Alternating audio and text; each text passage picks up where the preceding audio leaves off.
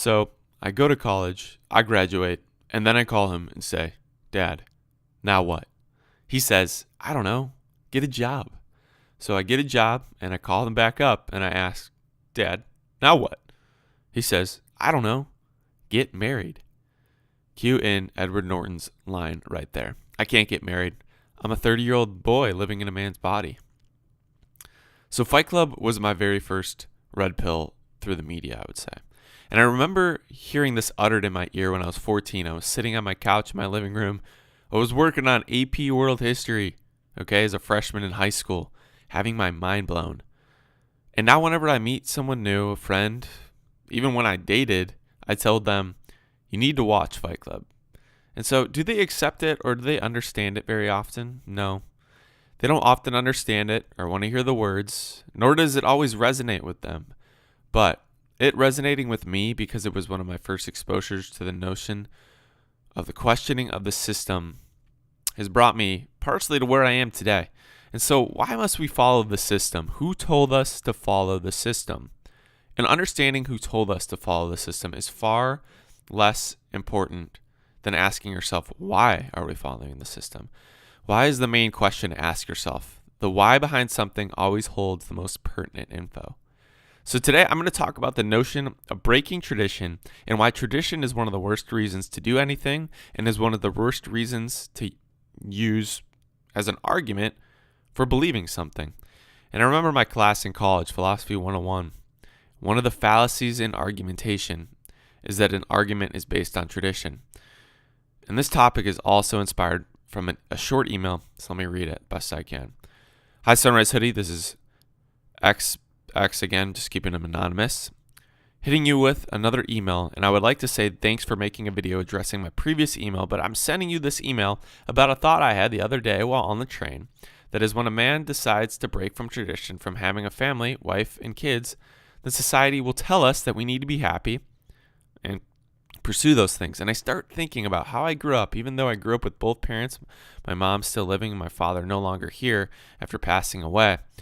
It's always in the back of my mind. I always knew I did not want to follow that tradition, especially with me being the only one from my dad's kids that do not have kids and do not want any. I was wondering, could you do a video on this topic? So thank you for this email. And this is something that I've had a reason with too. I'm the only male that is the opportunity to pass down my family name.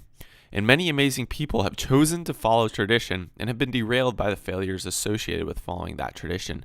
That tradition could even be smoking cigarettes and not questioning it, and not questioning the health detriments, but just doing it because your family has done it, or eating that extremely bad diet, that high carb diet that your Italian family has eaten for years because it's a familial tradition.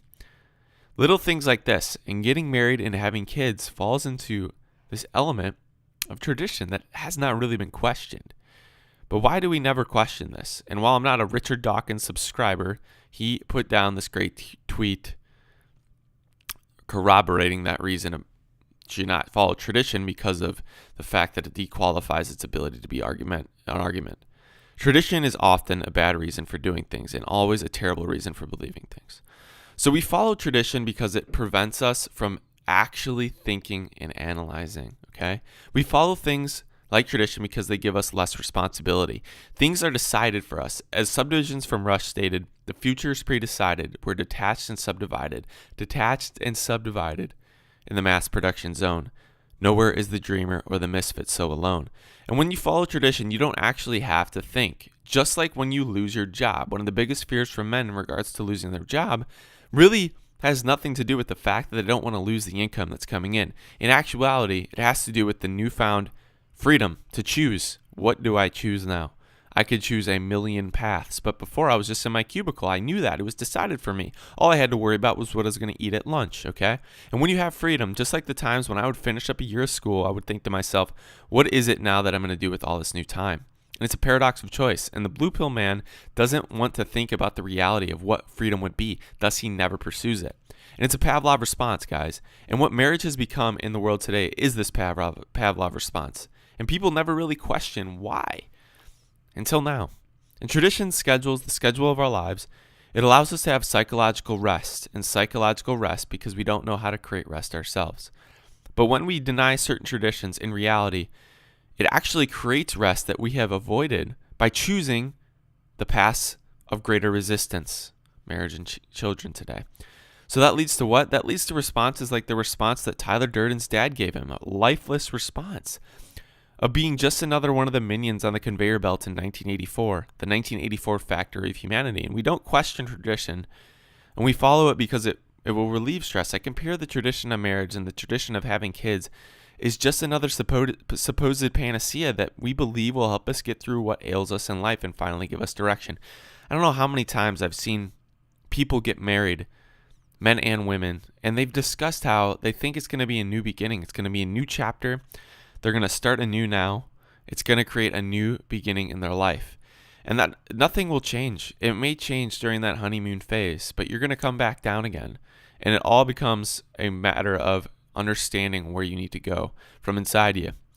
And just as we use drugs, as we use alcohol, as we use fast food, as we use other vices, even TV, as a way to anesthetize our realities and keep us from looking the future, we've often treated traditions like marriage and children as a place to give us something to do.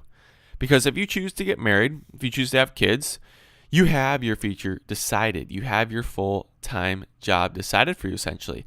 You have fewer jobs to choose from because you have to earn a certain amount of money, and you can't choose certain jobs because you will be sacrificing that salary. Thus, you really can't think about taking that job in Helena, Montana, or out of the blue in Boone, North Carolina, because you have to have the consistent income. Your options for work, for places to live, they become dictated by tradition, if you think about it. Some would genuinely rather have this option, but when this option leads to such a perilous outcome in today's world, I would choose the alternative. It's not a gift. It's no longer a gift that you're giving someone in society today in marriage. It's a snack. And why would you want to devote your life, your money, to this tradition that isn't even a meal that you have once a year and prepare all that you can for, but instead it's just a tradition that is just as basic as preparing a grilled cheese today, because that's how it's become. Marriage has. And the next thing I want to talk about right now is the dispassionates of Tyler's father and how it relates. Tyler Durden, that is. And those words were uttered by a man that is defeated. I don't know, get married. You're going to preface the guidance you give to your son with, I don't know? So that is how children have fathers that don't often have any advice given to them regarding hypergamy, nawalts, about the sexual marketplace value that lead men in divorces in the future. I always talk about my father. He was a great example of hard work, of honor, putting his nose to the grind, and working hard to support those he cared about. But I never got an ounce of guidance in these areas. Whether it was a fault of them, maybe it was just not being aware that I needed that. But he didn't inform me about the pitfalls. But a dispassionate father and a distant father also can be created or lead to divorces, and it leads to a future misunderstanding about marriage. And sometimes the complete absence of a father leads to this. The more divorces that you have in the world today, the more a son doesn't have the influence and the impact of a father, the more divorces are going to be perpetuated then. It's a vicious cycle.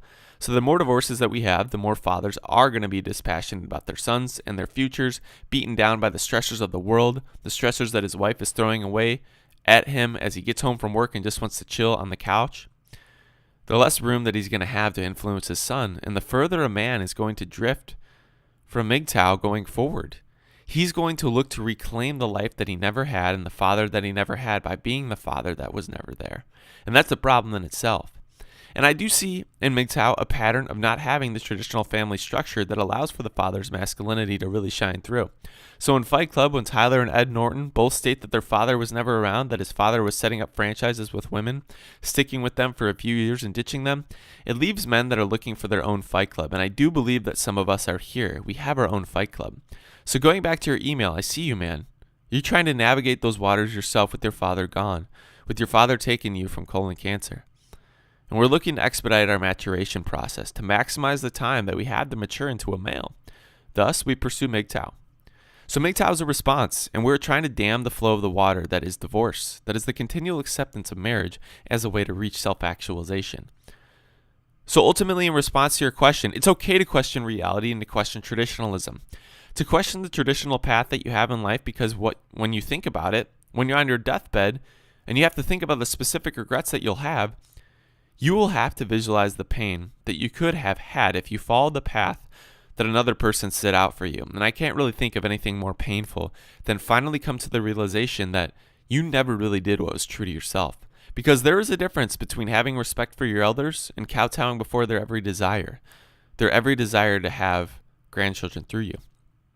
They will likely be passed on, okay, in most families, okay?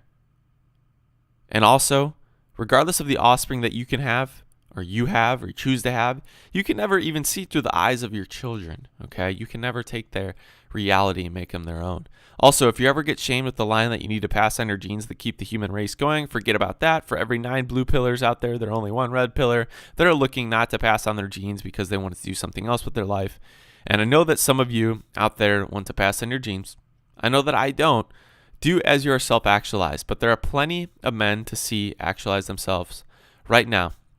Plenty of men that are a product of the divorce generation that have added another man to the system, and this is not always a bad thing, okay, if he's raised properly, but that is becoming so hard today. And I heard from Chris Cantu and Ronan Mann's live stream, even it is a beer brand or a sports team, many people are so averse to change because of the threat to their identity that lofts around in their mind, that walks around in their mind. If I accept this new idea, what do I do?